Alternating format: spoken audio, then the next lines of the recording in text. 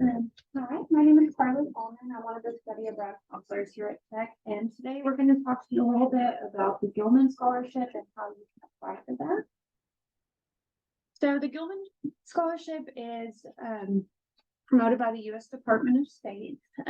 It is for specifically study abroad. It reaches everybody who has a Pell Grant or receives a Pell Grant. Their impact, 47% were first-generation college students, 65 were racial or ethnic minority groups. There was over 31,000, hard number, U.S. undergraduates with high financial need. They sent students to over 150 countries, and 1,300 U.S. institutions were represented in those awards. You can get scholarships up to $5,000. It is for fall, spring, summer, winter, or academic year. So any term that you want to go, this can apply. This is kind of an offset of the Gilman. This is for students who are going specifically to Germany for their study abroad. You do have to be a U.S. citizen in good academic standing, a federal Pell Grant recipient, and you have to be in a credit-bearing program in Germany. So for Texas Tech, we have had since 2006, we have had 179 students receive the Gilman Scholarship. Let's see, of our scholarships awarded in total, it's just under $1 million. And that averages out to about $3,000 per student. So we have had a lot of Red Raiders get this Gilman Scholarship. So you don't have to worry about competitiveness or anything. You can definitely do it too. The Critical Need Language Award is an additional award on top of the Gilman. You do have to be studying one of these languages in the country where they speak it. So if you want to take Korean, but you want to study abroad in Italy, that's not going to qualify you for this Critical Need Language Award. To be eligible for the Gilman, you do have to be a U.S. citizen, and you do have to be an undergraduate. Federal Pell Grant recipients are the only people who are eligible for the Gilman Scholarship, and you do have to be in a credit-bearing program to a country with an overall travel advisory level of 1 or 2. So if Tech doesn't really approve programs in countries that are not a 1 or 2, but if for some reason there is a country with travel advisory 3, you would not be eligible for that scholarship. And the location does have to be a level 1 or 2 at least 4 weeks before the program starts. So if it's a 2 and then 2 days before you leave on your program, it changes to 3. Don't worry about it. It's 4 weeks before that program. So the Gilman McCain Scholarship is it's not the same as the Gilman Scholarship, but it is for students who are dependents of active duty service members. So the same qualifications for eligibility apply, but you do have to spend a minimum of 3 weeks or 2 weeks if you're at a 2-year institution on your study abroad program. You have to receive any type of Title IX federal financial aid, and you do have to be a dependent of an active duty military person. So for the application, I'll pass it on over to Wendeley, who will give you some more information about that.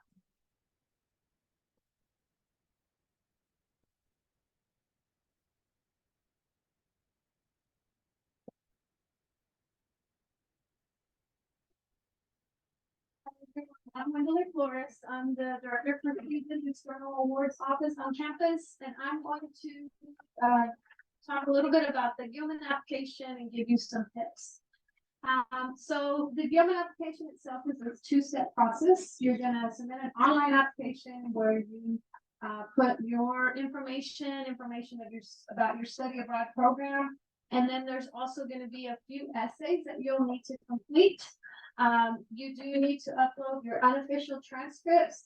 You want to make sure that you watch. There's a video on the Gilman website that gives you step-by-step instructions on how to upload that transcript correctly. You want to make sure you watch that because you don't want to submit a password protected PDF And then they are not able to look at your transcript. So make sure that you follow the steps carefully.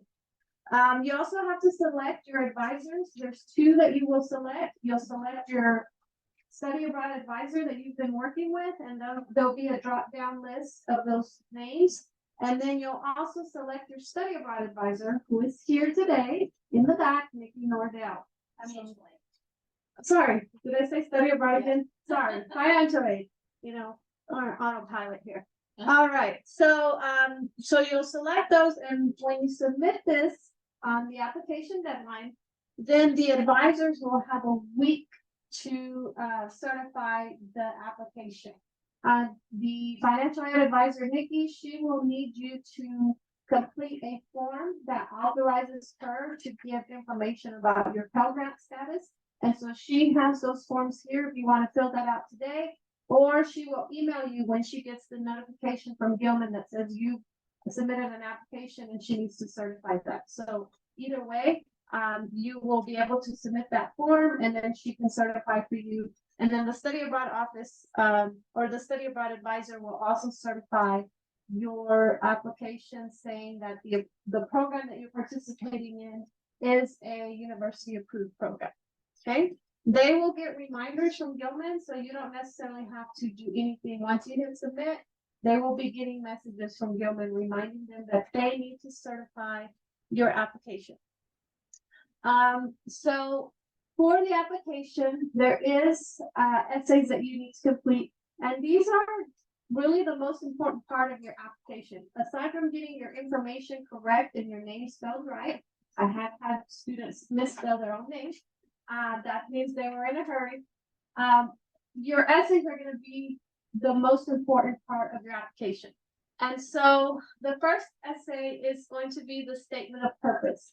If you look at the handout that I gave you or that you picked up, this is kind of a cheat sheet for you on the essays. There's a guideline or a list of questions to consider as you're writing each of these essays. This has all been compiled from the Gilman website. There are a plethora of resources on the Gilman website to help you produce good essays, to get kind of tips from other applicants. So make sure that you're using those resources by going to their website. But this is just compiled for you as a little cheat sheet. It's from their website. And so the first one is the statement of purpose. We call this the personal interview because this is where you're going to talk about yourself and you're going to hopefully sell yourself with a compelling story about who you are and why you're interested in studying abroad, the program that you're wanting to do, why is it important to you, the country that you're going to, how does it help you in your personal goals and your academic and professional pursuits. And so before we go any further here, you'll see that on your little cheat sheet, you have a table with 3 rows. The first one is just the essays that are required. The selection criteria is in the second box. The selection criteria is very important for you to kind of keep in mind as you're writing your essays. You want to always go back to that and ask yourself, do my essays address these selection criteria in some way? If they don't, then you need to make sure you fill in that gap because that's how they're selecting their recipients. So make sure you always refer back to the selection criteria. And then the last box is examples of diversity. As Carly mentioned earlier, the Gilman Award is trying to diversify the type of student that's going abroad, right? So that means that you need to talk about that. There's not going to be check boxes where you say, I'm Hispanic or I'm first generation or anything like that. You have to talk about it in your essay, okay? So make sure that as you're talking about this personal interview, you're inserting some of those diversity examples.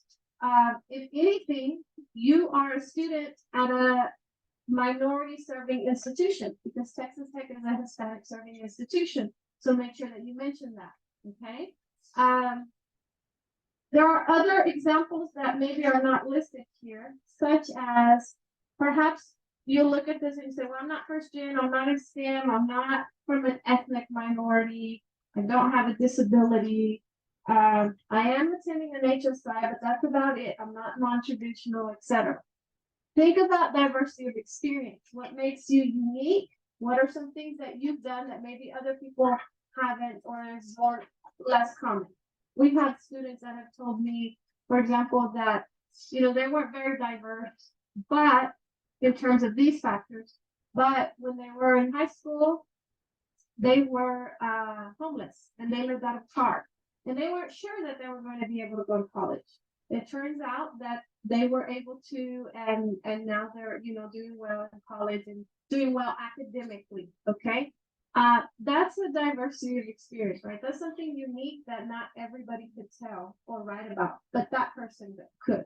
So think of some things like that if you don't necessarily need all these other things. So you're going to talk about yourself, introduce yourself, list some of these factors, and then talk about your program. Okay, why did you choose that study abroad program? The worst thing you could say is I chose Italy because I love the culture and I love the food. Okay, that is a vacation. Okay, you don't want to make it sound like you're going on vacation. Even if you are going to Italy, it may be that your study abroad program is there, and Italy is going to be very popular, a very touristy place. But you can still justify why you have to go there. Talk about your program. We had a student that was in civil engineering, and there was some program there that she was going to pursue. And she also talked about how the foundation of civil engineering and construction and all those things started with the Romans, right? And so she talked about that and how she'd love to go back to where it all started, to that history, to that culture. So tie it into your goals and your major and your professional, career goals. Okay. Then, as you're writing this essay, think of any challenges that you've had as you're trying to decide what that study abroad program will be. So sometimes, as you're exploring and you're facing challenges, and you're like, no, I can't do that program because of this. So then you find another one. I can't do that program because of this. That helps you explain to them that you really took time to figure out which program was right for you. So what I mean by that is, I'll give you an example of another student who was going to Germany, and Germany does have a lot of study abroad programs that are very STEM focused. That's just the way it is. And so when he was looking for his study abroad program, he was studying German culture, obviously the language, and was having trouble finding a program that was more focused on the culture and the language and maybe literature and things like that. So in the humanities. But once he found it, he knew that was the perfect one. So he kind of explained that, and that helps again justify that this is the right program, that it took the time to really find something, that it's not a vocation, right? Okay. So that's the statement of purpose. Any questions? Okay. We'll move on to the second required essay, which is the community impact building mutual understanding. This essay is very focused on the mutual exchange between the U.S. and the country that you're going to, right? So what does it mean to be a U.S. citizen while you're abroad? How are you going to represent not only Texas Tech University, but the U.S. in general, right? You're like an ambassador abroad, right? What are some things that you will do to get engaged? How will you learn about their culture? How will you share your culture? So think of examples of some of the things that you'll be involved in when you participate in the study abroad program. Also, what opportunities will you take to have meaningful interactions? So not just go and take pictures of landmarks and things like that, but how will you engage with people, with the local people in those communities? So think of examples of how you see that playing out for you. The next essay is the community impact follow-on service project proposal. Every student that gets a Gilman Award is expected to do a follow-on service project where they promote Gilman and study abroad. You have 6 months after you return from your study abroad to get that completed. And so you have to come up with a plan. You know, what is that project going to look like? If you go to the website, they have for this particular essay, they have a list of a good number. I would say 40 to 50 examples. Like, it's a long list of different projects that you could come up with. All right. So of course we want you to be creative. There was a time when Nikki read applications and all she read was blog, blog, blog, blog, blog. Everybody was going to do a blog. So we don't want you to just pick anything. We want you to be creative. But they do have examples there if you get stuck and you can't think of something. The easiest example I can give you right now is what we're doing. We have a PowerPoint presentation and we're talking to a group of people about something, right? So you could do that. You could put pictures of your study abroad experience, talk about your program, have slides that, you know, where you list some details about it, talk about the country you went to, and then talk about Gilman and how you funded that study abroad program. Okay. So as you're writing about this follow-on service project, you want to talk about who's your target audience? Who are you trying to promote this to? And they have categories. So you could say K through 12, I want to go back to, you know, my high school and go to their college fair and talk about study abroad there. Or I want to go back to this elementary school here in Lovelock that's you know, Title I, and students there might never think of study abroad, but I want to inspire them with my story. So you could go back to grade school or middle school or high school. The other option is obviously on campus, right? Student organizations that you're a part of, student groups, you can go and speak to them about study abroad. So come up with your project and detail who your target audience is. What is it going to look like? Maybe a little timeline that with the steps of this is what I have to put together. This is when I would do it. If you need, for example, if you say you're going to go to a high school college fair, you could actually call the counselors there and say, you know, if I win this award, I'd like to do this. Would it be possible to do that? And they will say, hopefully, yes. And if they say yes, then you can say, I've already spoken to the advisors. And they said that it's doable. If I want to do this, I'd be able to present at the college fair. Kind of shows in your essay that you're already being proactive and talking to people about these possibilities. Okay. So just make sure that your plan is feasible, that you're not planning something that's going to cost money, like having food samplings or things like that, that's going to cost you money, because that's not necessarily feasible. And it also kind of gives a message that you don't need a scholarship if you can buy food for 40 people or 100 people, right? So just make sure that you're not going to spend the money, basically. All right, the next essay is optional. It's the critical language essay. You do have to look at the website. Gilman has the list of languages that the Department of State considers critical need languages. And so you can go there and you can see, for example, if you wanted to study Arabic and you wanted to go to a particular country where that language is spoken, then yes, you can apply for that scholarship. If you're going to Spain though, and they have, you know, they may have an Arabic class that you can take there, but you're not immersed in the language. So that's not going to make it a compelling application. So make sure that the language is that if you're applying for this, you're going to a country where the language is predominantly spoken. And then how does it relate to your academic career? I have a lot of students that will say things like, I studied Chinese because I thought it was cool. Or I studied Japanese because I thought it was so cool. That's great. But that's not enough to win a scholarship. You got to give them more than that, right? So why is it important for your future and for your career? So let's say you want to be a foreign service officer.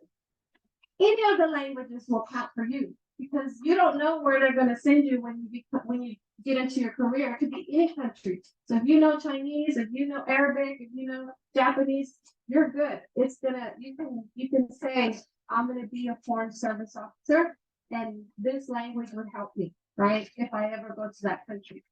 But let's say you're a computer scientist and you want to learn Japanese, you can talk about why that's important. Maybe you want to be a software developer and want to work with Japanese companies, or maybe even hope to one day live in Japan.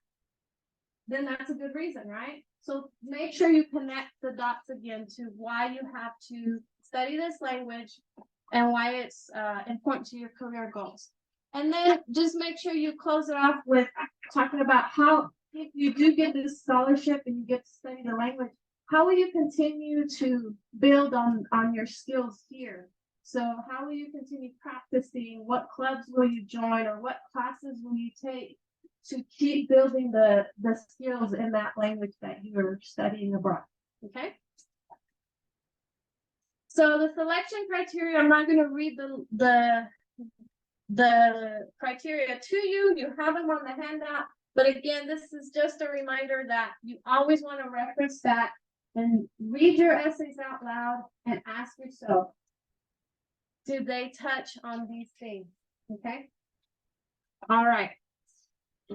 There are some deadlines and timelines that you need to know about. So for the October Gilman deadline, the deadline is on October 5th at 11:59 p.m. Pacific time. Make sure you look at that time zone, because that means it's a different time for you. So make sure you look at that. This is for programs that start anytime between December 2023 and October 2024. Okay.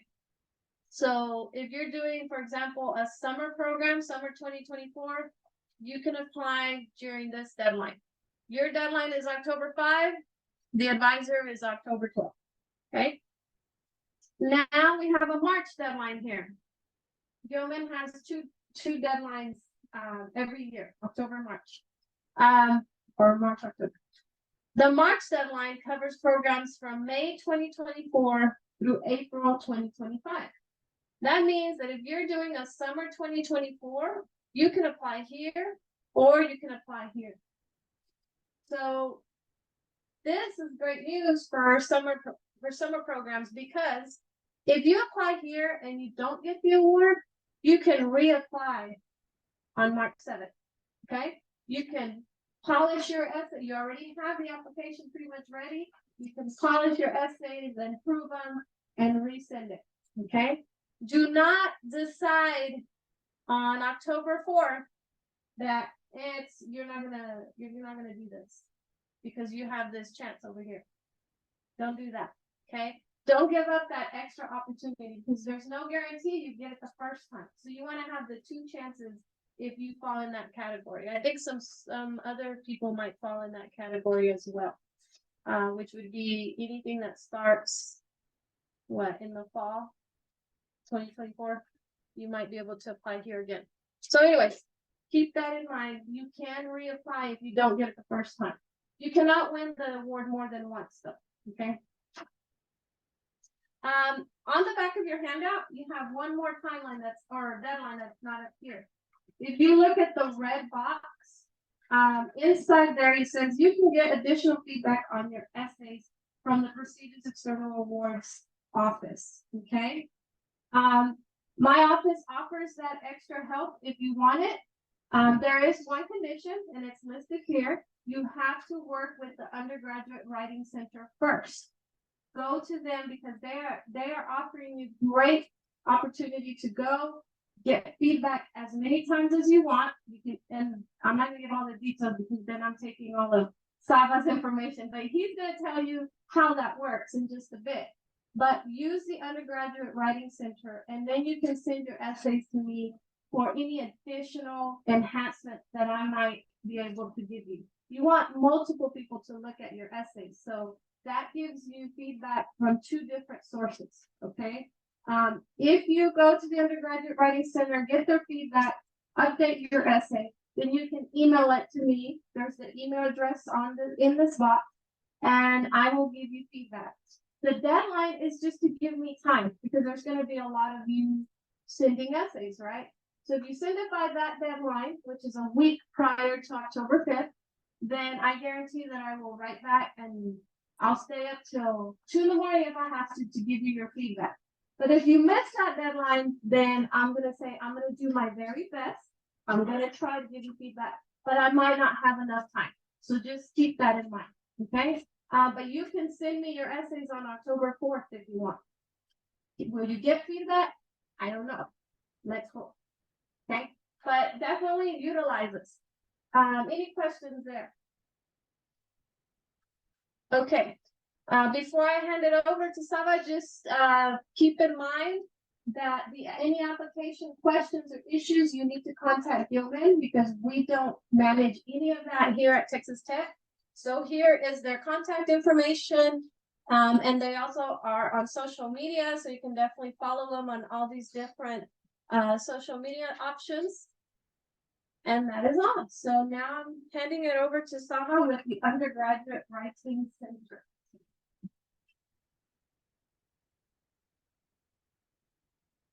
Did everybody get a handout from my office?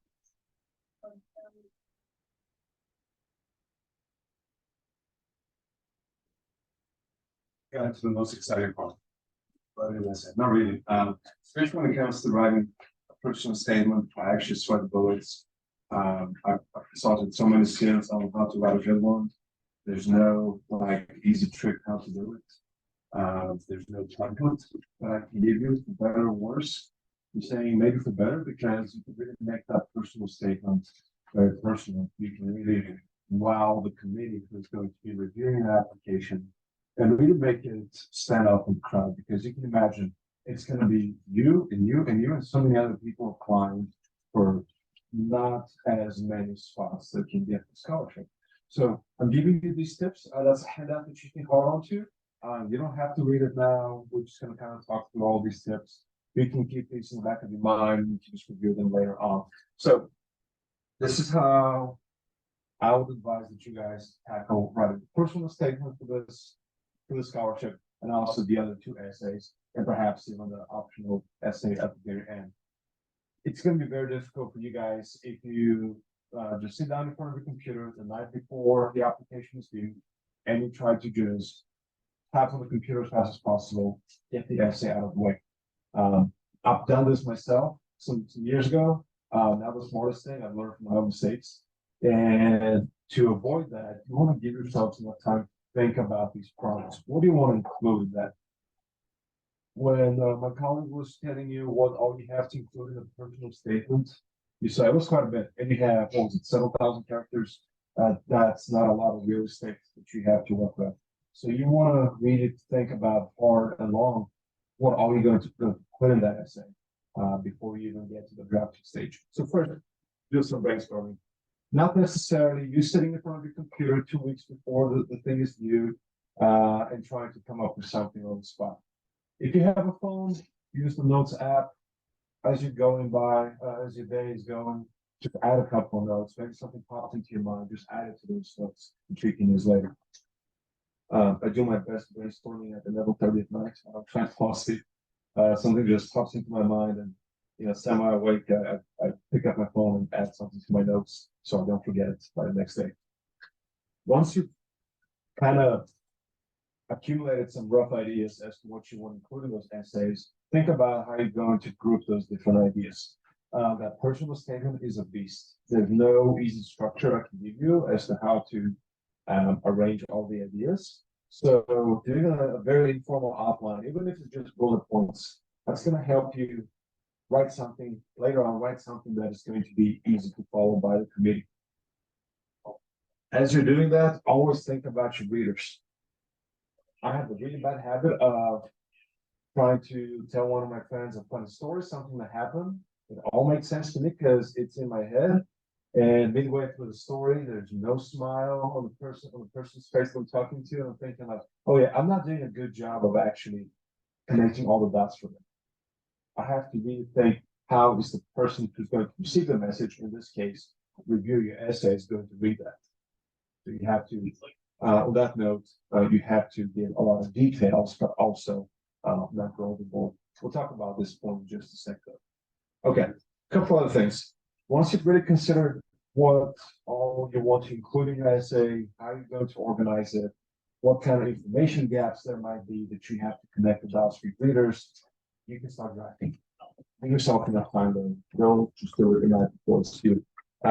As you're doing that, there's a little pun. You can roll your eyes at me if you want. I put on the handout, draft an amazing essay, not a maze essay.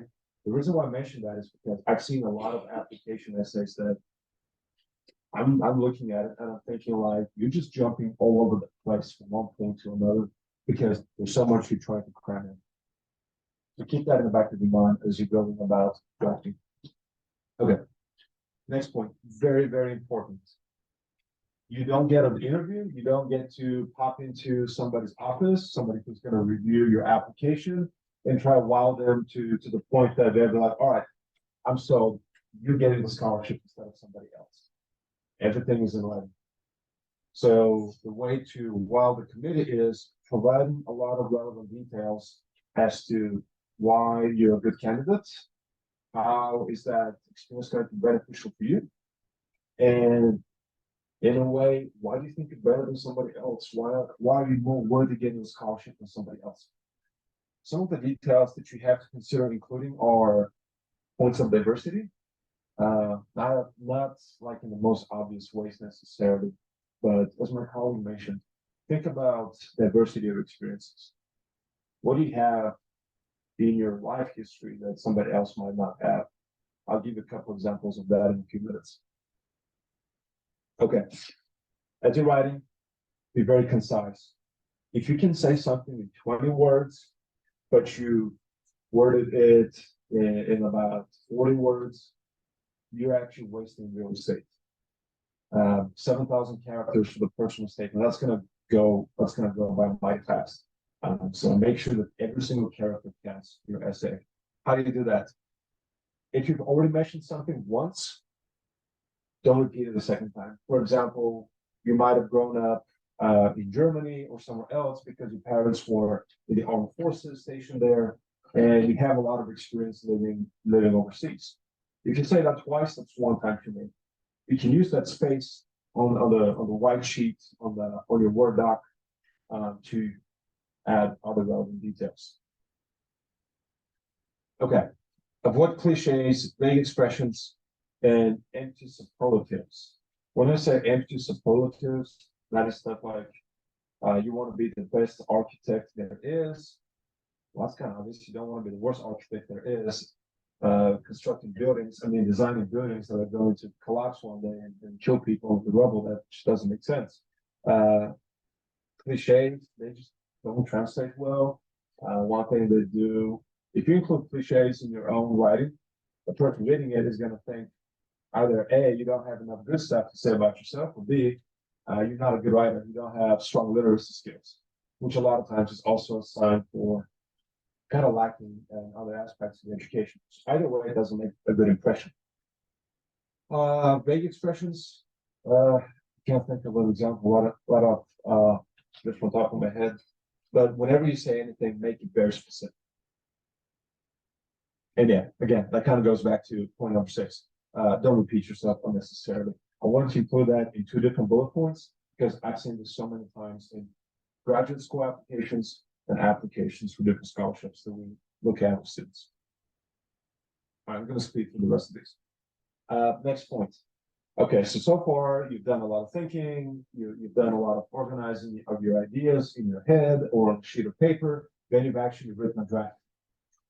Let it sit. Don't submit it yet. Something that happens to me every single time I have to give a presentation or a workshop or writing for a publication or something. I come up with something, and then the next day I think, oh, I actually want to change around these couple of things here. Then a week later, I think the whole thing's trash, and sometimes I have to almost start from scratch. When you revise, don't be too attached to any of the stuff that you have. Excuse me. Don't get too attached to anything that you have in the document.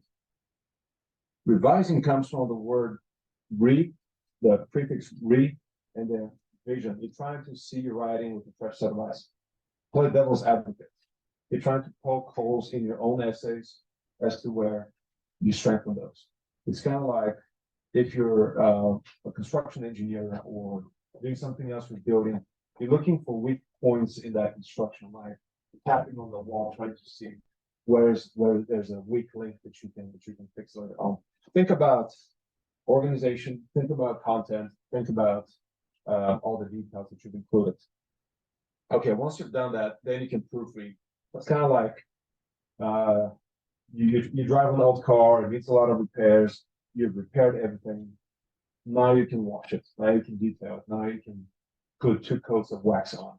Now you can, shine the tires, that kind of stuff. That is going to be you fixing grammar, spelling, punctuation. One thing that comes across as sloppy is having poor spelling and grammar. Even if you are dyslexic, the person who's reading your essays would know that necessarily.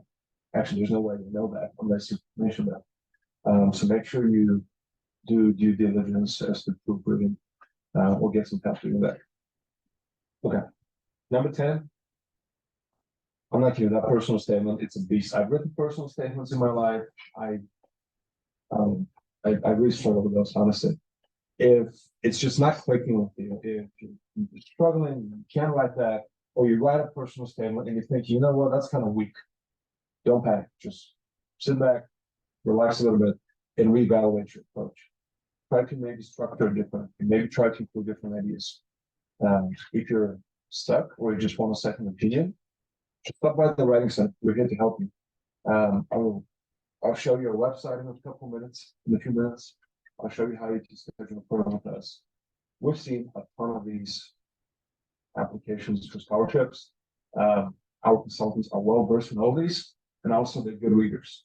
They're going to play devil's advocate when you bring them an essay, or if you just want to brainstorm with them, so they can really give you feedback as to how you can make it stronger, so you have a better chance of earning a scholarship.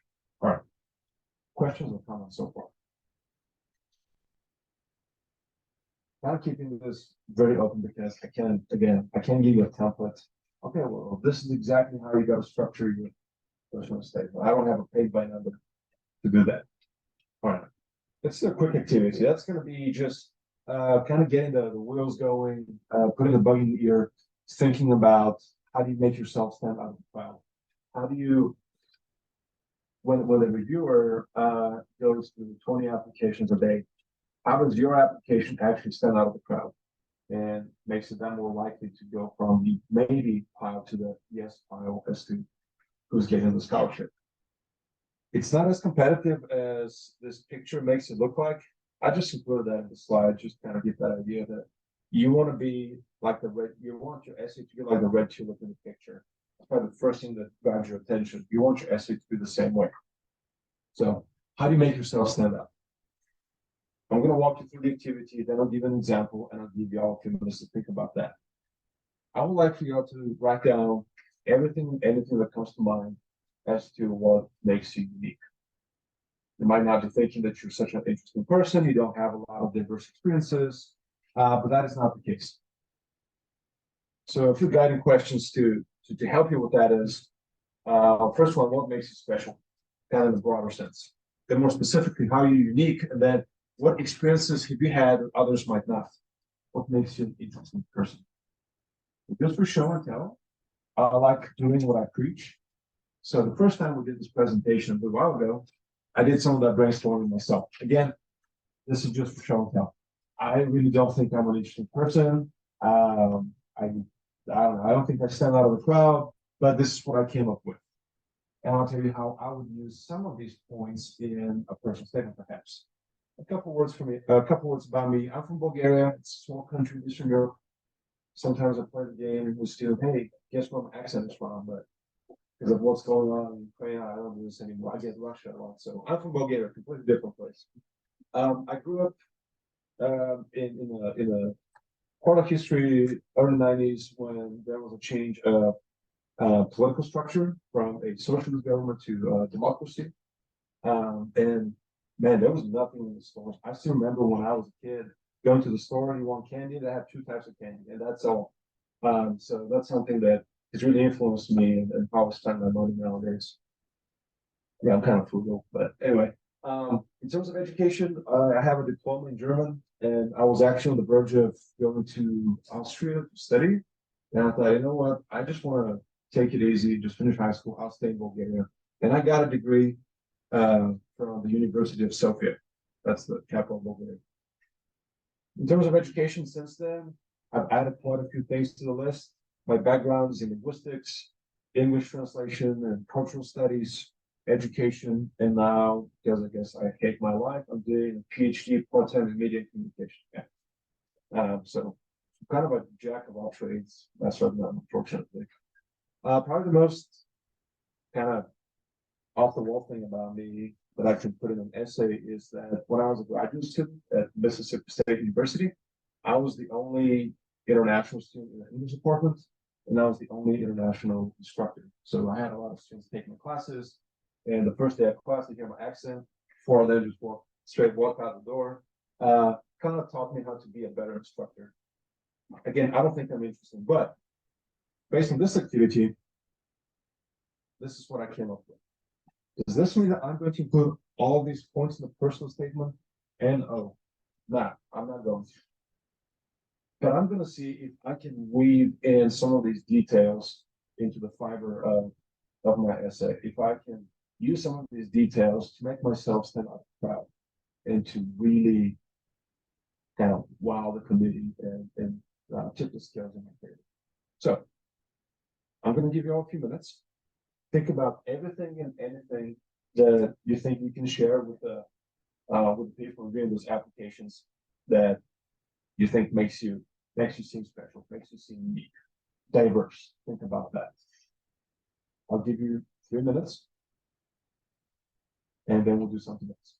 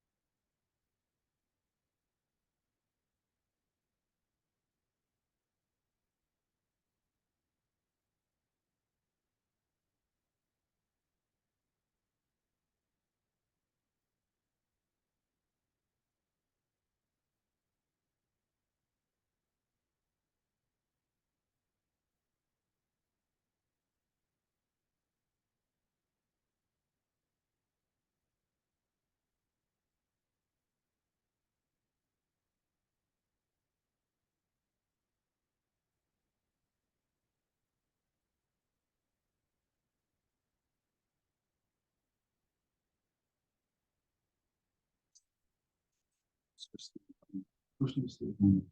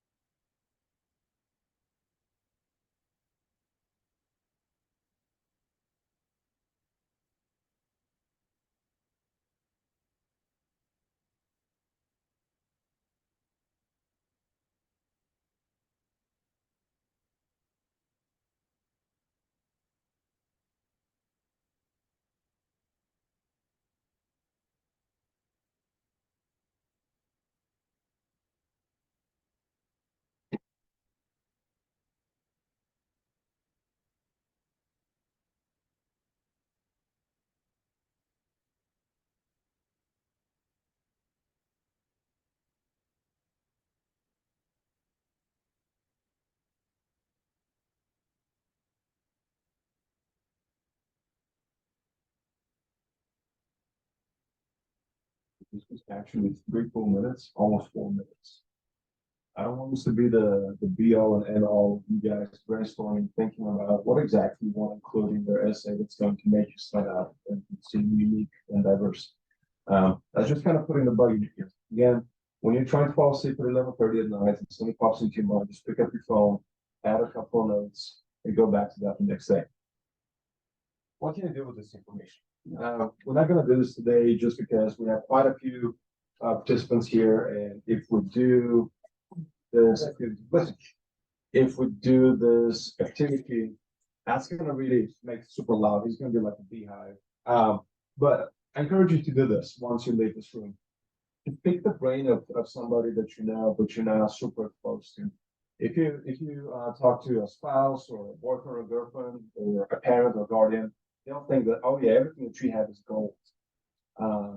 Ask somebody who doesn't have that super close attachment to you, maybe like a roommate or a classmate, somebody who knows you a little bit and can also play devil's advocate. Tell them what you've written down. Tell them all these, what you think are interesting points about yourself. And ask them which of these stick to the wall. Maybe not all of them, maybe all of them. I don't know. So it depends on what you've written down. In my case, I might include just 1 or 2 points, and that's it. Do this with several people and put a star next to each one that others like. Again, do this with somebody who's really attached to you, or the others say, yeah, everything is great, but then the readers from the scholarship committee might be not so inclined. Okay, so how can you reach out to the Writing Center? Very simple. Look us up on the internet. Website is uwc.ttu.edu. That's our vanity URL. It's going to take you to us. Shoot us up an email if you have a question. Like you're not sure how to sign up for an account. We have some kind of technical issue, or you can just give us a call. Starting at 9:30 in the morning. Every weekday we have a student assistant who picks up the phone. We go to 7 p.m. Monday to Thursday. Fridays, we stick around to 4. On Sundays, we are in the main library in the makerspace. I think it's back in the research lab. That's room 132. By show of hands, how many of you guys are engineering students? About half of you. We're going to have presence at the, let me get this right, the Engineering Opportunities Center starting next week. So be on the lookout. We have a separate schedule on our website that's for that center. So if you're an engineering student, just pop in there 2 days a week, 2 hours at a time, 2 consultants. You can work with one of our specialists there. Main location, Weeksall, 3rd floor. It's across the street. You don't have to remember this. Apple Maps, Google Maps has a place. Just plug it in and it's going to walk you to us. We offer in-person or online consultations, so whatever fits your schedule best. I would say if you want to do some brainstorming, do that in person, just easier. Just, yeah, that's the best practice that we have. We also offer workshops similar to this one. We have a bunch of handouts and instructional videos on our website. All right. I think that's all that we have. Y'all can stick around if you have questions or comments, you want to chat about the application or anything else. All right. Thanks so much.